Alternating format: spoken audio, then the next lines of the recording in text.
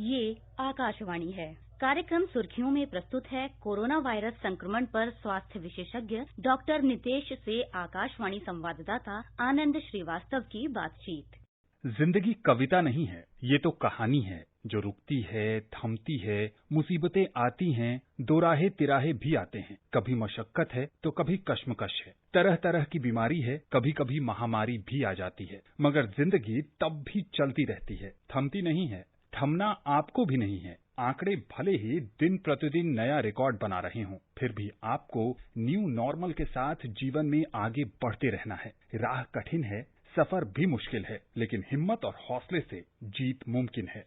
Doctor Nitesh, सबसे पहले यहीं से शुरू करेंगे कि दुनिया भर में इस बात की चर्चा हो रही है कि कोरोना मरीजों के शरीर में बनी एंटीबॉडीज कितने दिन टिकती है। मुंबई में इस पर एक शोध भी हुआ और पता चला कि किसी में 2 हफ्ते, किसी में 3 हफ्ते और किसी में ये 1.5 से 2 महीने तक भी देखी गई है, या उससे भी ज्यादा समय तक। क्या कहेंगे, इस तरह के शोध कितने फायदेमंद हो सकते हैं वैक्सीन के निर्माण में? देखिए, जैसे कि हमने देखा मुंबई वाला, जैसे आपने बताया कि उसमें शोध में पाया गया कि अलग अलग टाइम तक सब में एंटीबॉडी रही है। तो ये चीज है कि क्योंकि वायरस नया है और इसमें एंटीबॉडी कितने टाइम तक रहेगी और जो इम्यूनिटी है वो कितनी एंटीबॉडी बनाने में सक्षम है, उन सब चीजों को लेके जितने हमारे शोध होंगे उसी से आगे हमें पता चलेगा कि कितने टाइम तक रह सकती है। डॉक्टर नितेश, एम्स में 122 मरीजों पर एक अध्ययन किया गया और उसमें पता चला कि कोरोना मरीजों में सांस और फेफड़े से जुड़े लक्षण उन 122 मरीजों में कम थे और उन मरीजों में दिल, किडनी और न्यूरो से जुड़े लक्षण थे।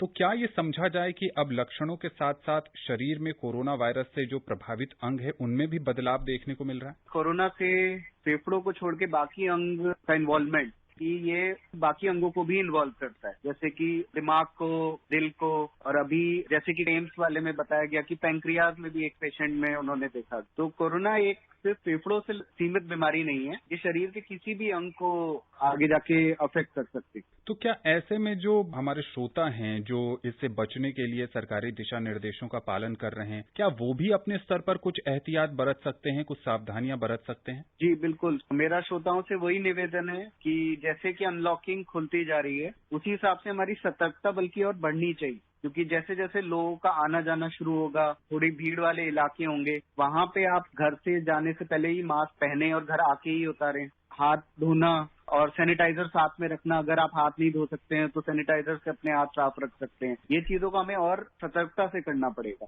डॉक्टर नितेश, देश की राजधानी अगर दिल्ली की बात करें तो दिल्ली मॉडल की चर्चा पूरे देश में हो रही है कि दिल्ली ने एक ढंग से संक्रमण की रफ्तार पर ब्रेक लगा दी, लेकिन पिछले कुछ दिनों से दिल्ली में एक बार फिर कोरोना संक्रमितों का आंकड़ा बढ़ने लगा है। दिल्ली सरकार का कहना है कि टेस्ट दोगुने किए जाएंगे, मौत जो है वो 0 पर लाने का लक्ष्य। क्या देखते हैं आप, लोगों की लापरवाही है जिसके कारण दिल्ली में आंकड़े बढ़ रहे हैं या फिर कोई और कारण है? आंकड़े बढ़ने का कारण है कि एक तो जितने ज्यादा हम टेस्ट करेंगे उतने ज्यादा लोगों का पता चलेगा। तो उसमें हो सकता है कि जैसे लोगों ने जब से अनलॉकिंग हुई है, मार्केट्स खुले, शॉप्स खुली हैं, आना जाना एक से दूसरे स्टेट में बढ़ा है, तो ऐसे में अगर आप सतर्कता कम करेंगे कि नहीं अब तो कुछ नहीं है, कोरोना निकल गया, अब तो कंट्रोल है, हम बिना मास्क के मार्केट में जाएं, वो चीजें नहीं करनी। मेरा यही निवेदन है आपके माध्यम के थ्रू सभी लोगों से जो सुन रहे हैं कि जैसे हम मार्च अप्रैल में पूरे सतर्क थे, मास्क के साथ ही कहीं जाते थे, अभी भी हमें वैसे ही रखना है।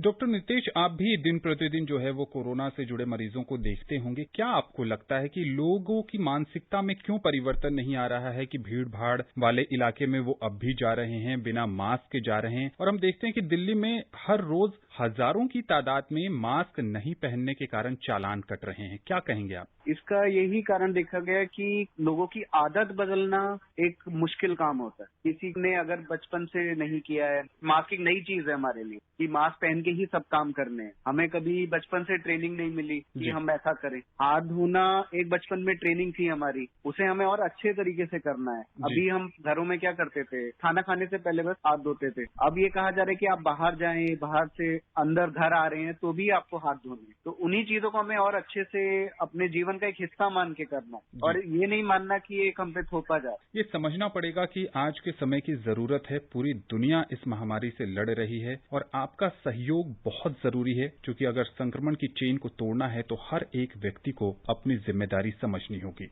हर्ड इम्यूनिटी को लेकर दुनिया भर में चर्चा हो रही है, ये क्या है और कोरोना वायरस के मामले में ये कैसे कारगर साबित हो सकती है? देखिए, हर्ड इम्यूनिटी एक कंसेप्ट है कि अगर आपके आसपास के लोग सुरक्षित हैं किसी इन्फेक्शन से, तो आप उससे सुरक्षित रह सकते हैं। जैसे कि इन्फ्लुएंजा पहले एक बीमारी थी, हम वैक्सीनेशन देते हैं बच्चों को, बड़ों को, जिससे लोगों में एंटीबॉडीज पहले से बनी रहे और वो दूसरे आदमी को इन्फेक्शन ना करे। पर कोरोना क्योंकि एक नई बीमारी है, 8-9 महीने हुए आए हुए, तो इसमें हर्ड इम्यूनिटी कितना काम करेगी, कितना नहीं, ये अभी कहना बहुत मुश्किल है। जी हाँ, बिल्कुल। और जो सेरोलॉजिकल सर्वे देश के अलग अलग हिस्सों में हो रहे हैं, उससे इसी बात को पता लगाने की कोशिश की जा रही है कि समाज में या जिन क्षेत्रों में ये सर्वे हो रहे हैं उसमें कितने प्रतिशत लोग कोरोना संक्रमित हो गए हैं। कहा यह भी जा रहा है कि जब तक 70% आबादी संक्रमित नहीं होगी तब तक हर्ड इम्यूनिटी की कल्पना करना इस बीमारी में बहुत मुश्किल है। डॉक्टर नितेश, कैसे पहचाने कि ये वॉशेबल मास्क है या नहीं? देखिए, जो कपड़े वाले मास्क होते हैं, जो हम बोलते हैं कि आप घर में भी बना सकते हैं, उसमें 3 लेयर बना के जो कपड़े वाले मास्क हैं उनको आप धो सकते हैं। बट जो हॉस्पिटल में पहनते हैं, सर्जिकल मास्क है और N95 मास्क, ये सब धुलने वाले मास्क नहीं है। डॉक्टर नितेश, यहाँ एक सवाल और है। जब से रेस्पिरेटर वाले N95 मास्क पर प्रतिबंध लगाया गया तो अब बाजार में कुछ वॉशेबल N95 मास्क भी उपलब्ध हैं, आपने भी देखा होगा, इसके बारे में क्या कहेंगे? देखिए, N95 मास्क जब भी आप लेने जाएं तो उसमें देखिए कि वो ISI क्वालिटी का है कि नहीं, क्योंकि कई हमने भी देखे हैं मास्क है सिर्फ लिखा हुआ है पर वो N95 नहीं। जो N95 मास्क है उसको आप धो नहीं सकते। अगर वो ISI मार्क है उस पर और उसमें वॉशेबल लिखा है, रीयूजेबल लिखा है, ऐसी स्थिति में क्या करें? तभी आप उसको यूज कर सकते हैं, अदरवाइज नॉर्मल N95 मास्क जो होते हैं वो वॉशेबल नहीं होते। क्या बोलने में समस्या आना भी कोरोना के लक्षण हैं? देखिए, अगर आपको बोलने में समस्या हो रही है, इसका मतलब उससे पहले आपको चलने फिरने में समस्या होगी। तो अगर आपको जो आप नियमित अपना चलते फिरते हैं दिन में, उसमें कुछ दिक्कत लग रही है कि वो दूरी कम हो गई है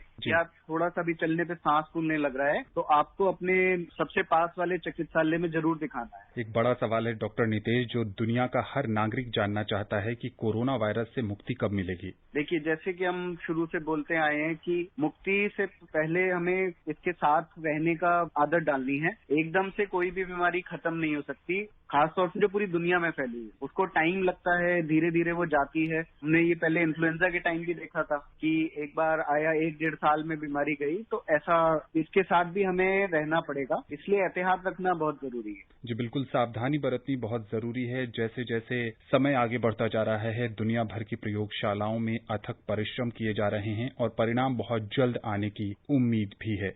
एक और ऐसा सवाल डॉक्टर नितेश जो हर कोई जानना चाहता है इसका जवाब कि कोरोना की वैक्सीन कब तक आ रही है? वैक्सीन कभी भी आने से पहले उसके बहुत सारे ट्रायल्स करने पड़ते हैं, क्योंकि वैक्सीन जो लगाई जाती है वो नॉर्मल आदमी को लगाई जाती है। तो हमें उससे ये देखना है कि वैक्सीन लगाने से नुकसान ज्यादा तो नहीं हो रहा है, क्योंकि अगर एक सेहतमंद आदमी को आप वैक्सीन लगाते हैं और उसको वैक्सीन से साइड इफेक्ट होते हैं तो ये उसके लिए बहुत ही ज्यादा खराब बात है। तो ऐसा ना हो लोगों के साथ, इसीलिए इन चीजों में टाइम लगेगा और जब भी आएगी ये सबके लिए आएगी। जी बिल्कुल, और भारत में जो सीरम इंस्टीट्यूट है उसने तीसरे चरण के जो परीक्षण हैं वो शुरू कर दिए हैं और उम्मीद है कि बहुत जल्द इसके सकारात्मक परिणाम भी सामने आएंगे।